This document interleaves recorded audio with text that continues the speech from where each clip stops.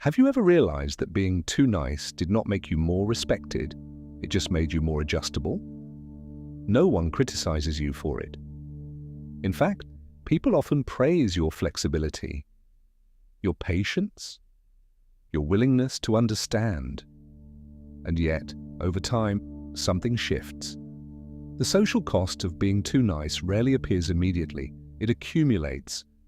Niceness becomes costly when it consistently absorbs friction, when you volunteer to smooth tension, when you apologize first, when you accept minor inconveniences without reflection. Each act seems harmless, but repetition creates pattern. In social systems, elasticity is measured. The person who bends easily under mild pressure becomes predictable. Predictability lowers perceived risk, but it can also lower perceived weight. What you feel internally when you default to niceness is relief. Relief that conflict did not escalate. Relief that harmony was preserved. But relief can mask recalibration. Hierarchy adjusts around resistance thresholds. If you rarely push back, even subtly, others learn that your boundaries are negotiable. Not because they intend harm, because the signal suggests flexibility. Niceness often comes with micro-adjustments, a softened tone, a quick concession, a reframing to align with someone else's comfort. These gestures communicate cooperation, but constant cooperation without visible self-reference communicates dependency on smoothness. Over time, your signal organizes around preventing discomfort rather than expressing position. You anticipate reactions. You adjust before pressure fully appears. That anticipation becomes visible, and visibility shapes hierarchy. Notice how momentum forms around stronger signals.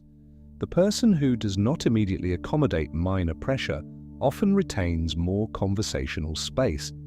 The person who tolerates mild misalignment without rushing to correct it appears less movable. Being too nice is not weakness, it is over-regulation. When your responses prioritize harmony over clarity, hierarchy shifts subtly. Not because others dislike you, but because the system learns that your position yields under strain. Watch what happens when the automatic smoothing pauses, when a statement stands without qualification, when silence follows disagreement without immediate repair, when tone remains even instead of softening reflexively. The interaction stabilizes differently. The social cost of excessive niceness is diffusion of positional weight. The more your signal adapts to preserve comfort, the less anchored it appears. Groups gravitate towards signals that appear internally governed rather than externally adjusted. If your presence consistently reorganizes itself around others' comfort, your standing becomes fluid. Niceness earns approval, but steady boundaries earn structural respect. Once you recognize that repeated accommodation recalibrates perception, the pattern becomes visible. What once felt like kindness alone reveals its positioning effect.